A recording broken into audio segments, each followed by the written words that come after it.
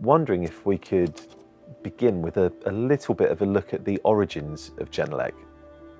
Actually, I have tried to also dig into that subject because personally I have been interested in how this kind of companies are created.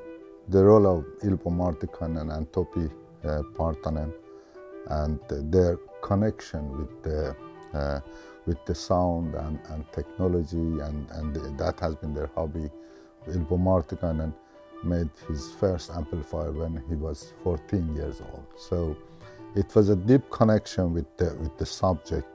So when Finnish broadcast came to that picture, and then they start working on discussing that whether they could make active monitor loudspeaker for their new studio.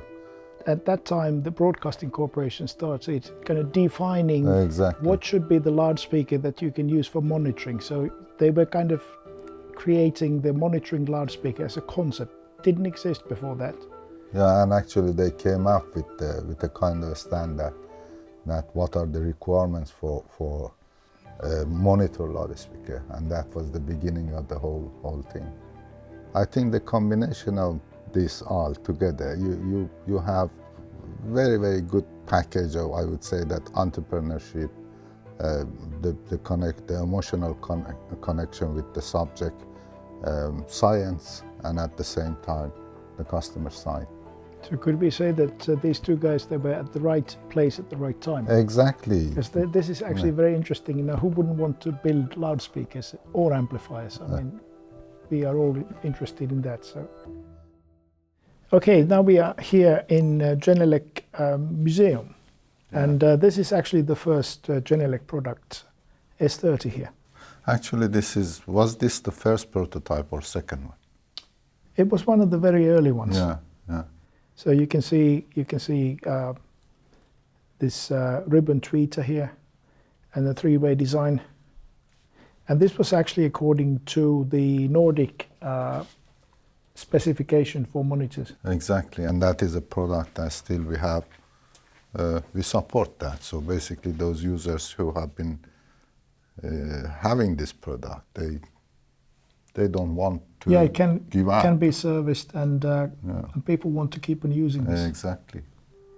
If you look at last 20 years, and especially when it comes to technology and production, of course the mainstream has been to move the production somewhere else. But this has not been a question for us. We look at R&D and production as a kind of integrated process, and because of that it was no question for us that let's do R&D here and production somewhere else.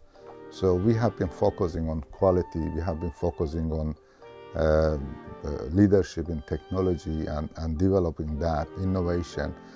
It is connected to the company identity, and I think that is the way that Genelec has been from the beginning. Yeah, but there's been kind of two developments. You know, for some companies there's been the race to the bottom. You know, they've been trying to reach the lowest cost, but then you make a sacrifice when you do this. Exactly. I mean, you sacrifice the possibility of, well, creating high quality, creating new things, you know, doing research. You can't afford that. So you're actually giving up a lot of what you could potentially do, and this is where we have made a different choice. We didn't take that path. We took the other path. We actually updated the poster of our product history, and I think that's a good starting point. So when you start looking through this, all these different products that we've created over the years, then you realize that there has been continuous evolving of thinking, improvement of technology, you know, rethinking of what you're doing, you know, reinventing of how things can be done. And I guess that's the theme. Basically, if you look at a company like Genelec from the beginning, it has been, representing a kind of disruptive technology, so active technology from the beginning.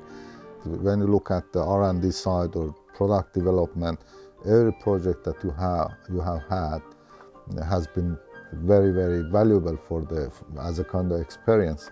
But then when it comes to the business side and to the company growth, I would say that For example, we can take some of those milestones that are really, really important for us, like 1031 as a product is a kind of, it represents a certain time in 90s and what happens in the audio community, and we were the first one who was able to actually bring something to the market that changed the audio monitoring.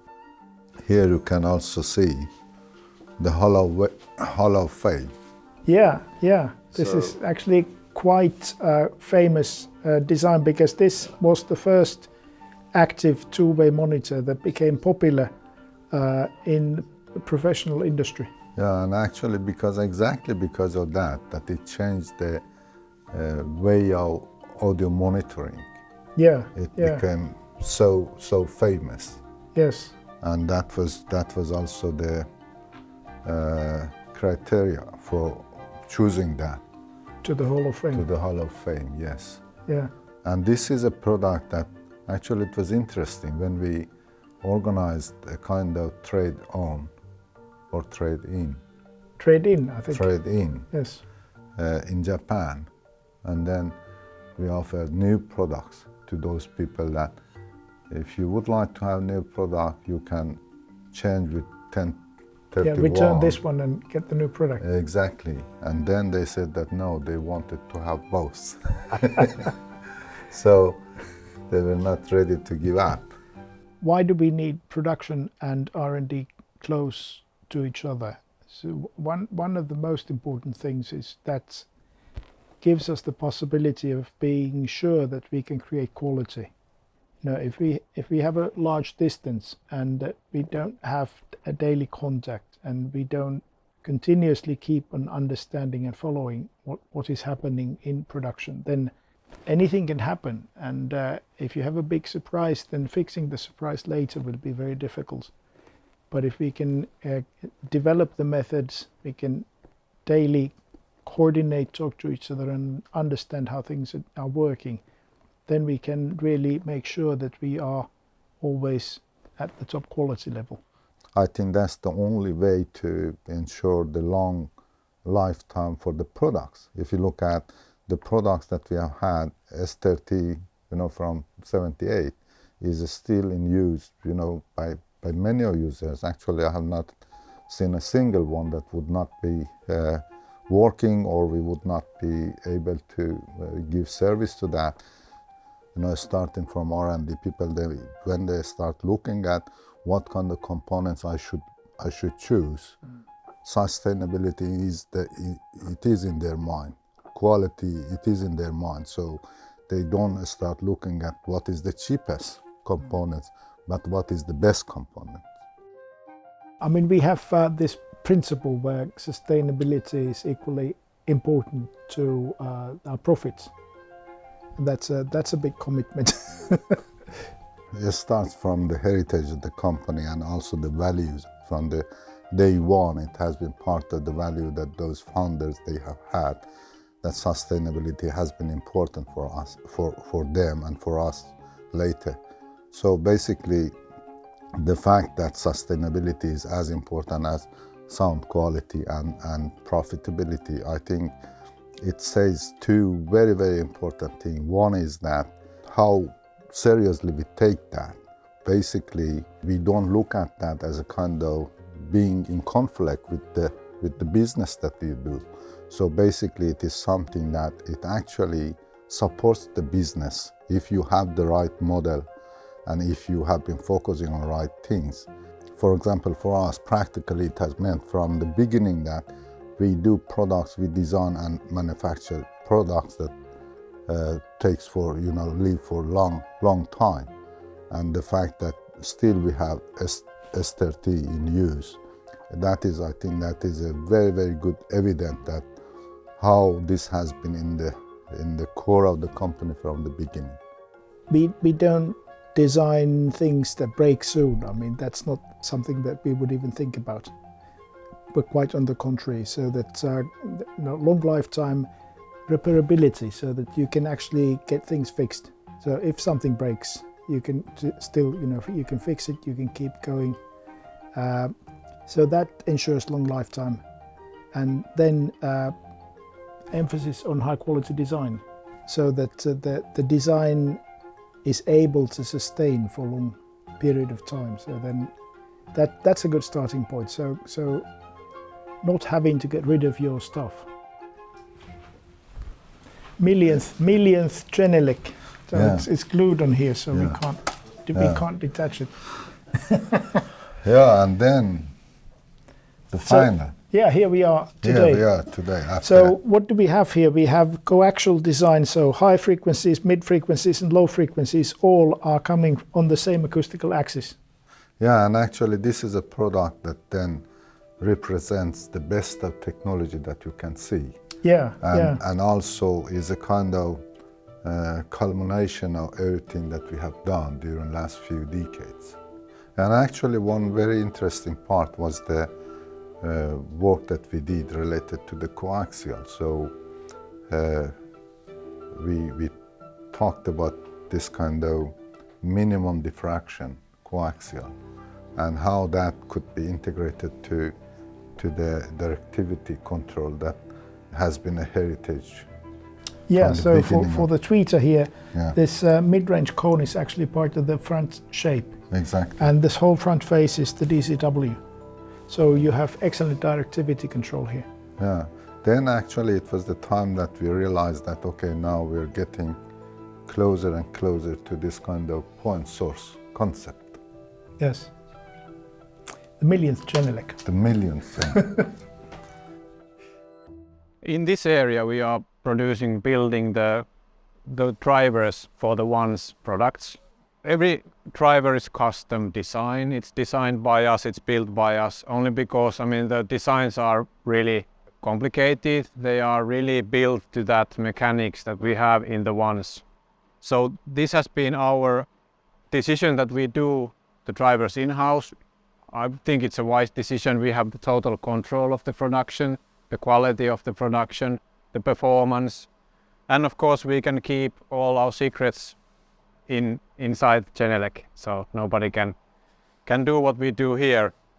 We have these assembly stations now showing some pre-assemblies for the drivers, and I have some examples of different coaxial drivers here, which represent some different levels of how the coaxial drivers are built in the industry. So if we start from the most simple and less elegant way of making the coaxial design. So all these designs, they share in common that there is the high frequency radiator and the mid-range. So you have the tweeter and the mid-range coaxially placed. That's where the name comes from. And this most simple design, you just have the tweeter here, mid-range here, and you can see that there's a lot of edges and discontinuities around the high frequency drive unit, and that causes reflections and in the end problems with the frequency response and quality of sound. And that is where we started to think about different ways of doing this, the better ways of doing this. And now we have two models that we have we're using in our products, and two different sizes of coaxials. And here you can see in both of these that we have outcome the problems of the discontinuities.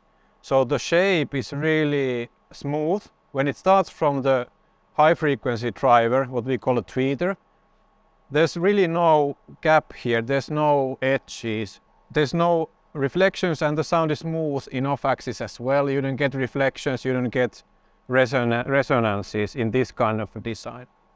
Plus also when you move this driver, you don't really have a lot of movement, so you get less problems with your suspensions. So we can make these smooth continuous shapes and still get enough movement for this three-way design that we are using in the ones. So this is the novel way of building a coaxial driver, and of course it's proprietary and it's a patented technology only for us.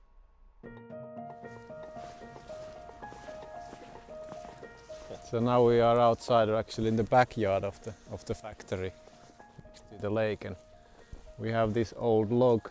You can see there. You can take a closer look. of the tree. It's not just any log or tree, it's an official measurement log, measurement tree. So this has been used until 90s or even during the 90s in the development process.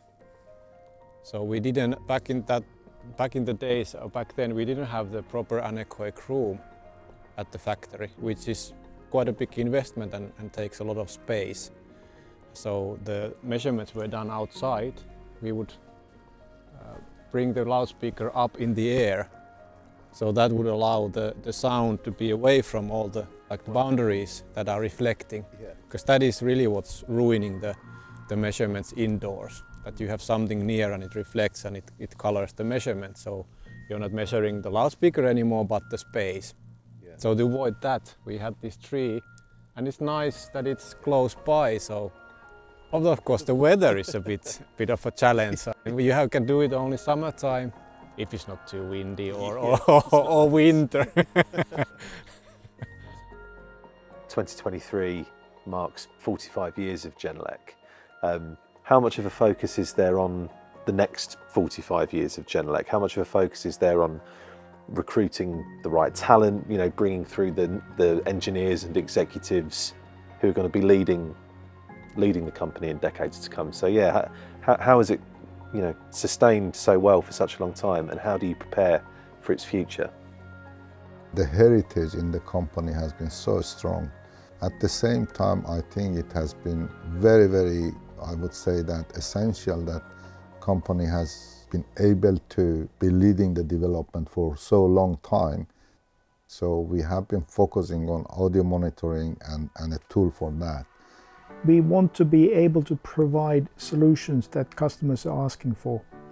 And then that is very much associated with the method of working that people are using and will be using in the future. And this is one of the key things that we try to follow now, to understand how the method of working will evolve and develop in the future.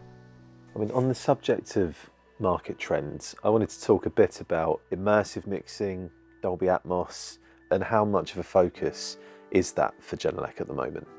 Dolby Atmos is an example of creating accessible immersive playback systems. And this is, I think, a testament of the trend that people want to have an experience that is similar to the daily experience of hearing audio around you. All audio that you hear is immersive. So if we can bring the same experience to people when they are listening to recorded audio, that's only natural. I think that should be expected. That's the way to go. What comes to Genelec, I think we are rejoicing this. It means that people are more than ever in need of accurate reproduction systems, so that people can engineer the experience that you want to create with your recording. But in terms of our products, in terms of our offering, we are completely ready. I mean, we have been ready for years now, and so it's very easy for people to get a complete solution for reliable immersive monitoring from Genelec. What we can offer is a total system solution that, starting from the loudspeaker up to the network of the system, calibration, GLM, everything that we have is a total system solution, and that makes things really easy for those people who really want to have multi-channel immersive system, and how to build that, how to maintain that, how to manage that, how to calibrate that. People are continuously inventing new ways of expressing the space and creating atmospheres and presenting audio. Just the way of presenting a recording gets entirely new dimensions with the flexibility and the possibilities of immersive playback. Yeah, I also think that there is no doubt that immersive will be there. So that is a trend that we will see. If you look at 10 years later, there is no doubt that that's the mainstream in the future. I would say that if you look at future, and we have also seen that we have been moving more on this kind of software-based solutions. So that doesn't mean that the basic design, the physical design will be over. Yeah, after all, software is the thing that makes the hardware work together. Yes. So we need both of these in the nice balance. The focus is how to make the audio monitoring better and easier and accessible, more accessible. So whatever we do is actually around that subject. We want to offer the best audio monitoring tool to those professional people.